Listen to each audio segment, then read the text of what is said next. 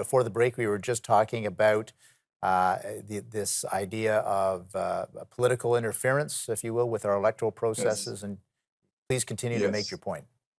yes.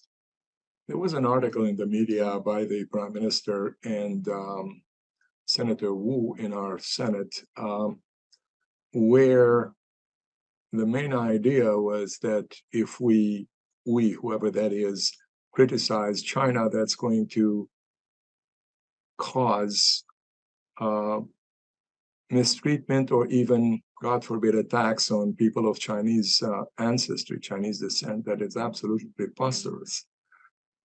Simply because we should do both.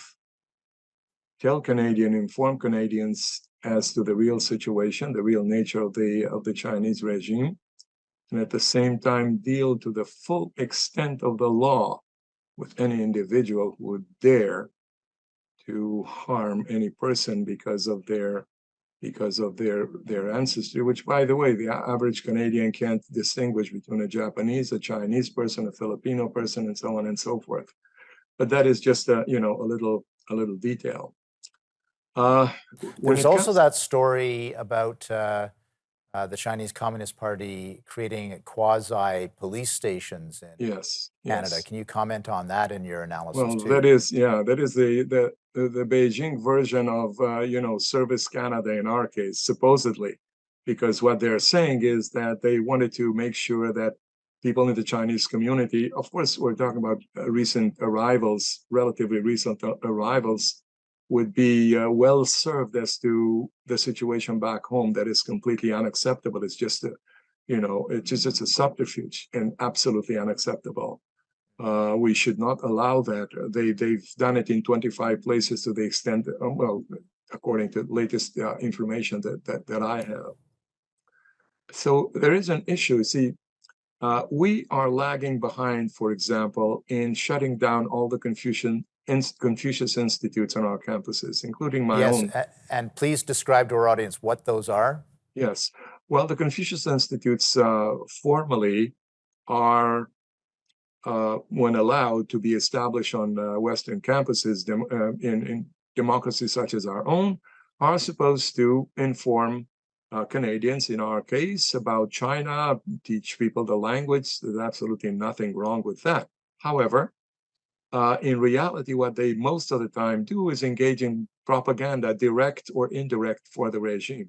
That is the unacceptable element, Right. because of which in Europe, in Western Europe, by the way, in Eastern Europe in particular, they have just about been stamped out, and we should do the same thing, or impose or try, not try, but demand that democracy institutes, for example, Canadian, British, American, be established in China.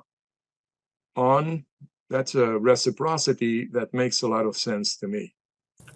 The level of penetration of our political life by the regime is what made me, among other things, to write that particular essay, Dire History Repeated. For example, in Australia, Senator Sam Dastyari was forced to resign when evidence was produced that he was acting in a way that was not exactly serving the best interest of Australia.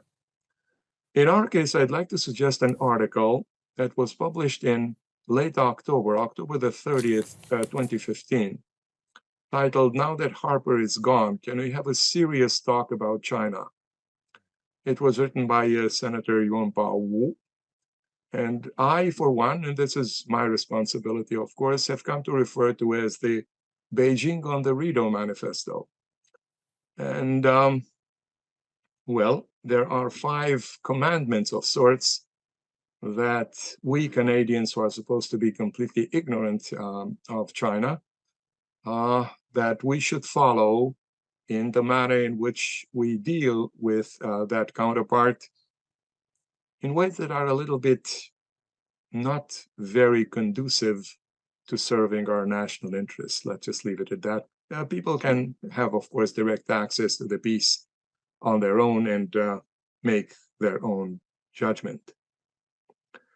So Yes, we are facing a situation that superficially considered seems to be placing the democracies in a retreating situation, democracy being under And with that, pressure. we're just going to take another brief break, sir. Yes. Continue that strain of thought after the break.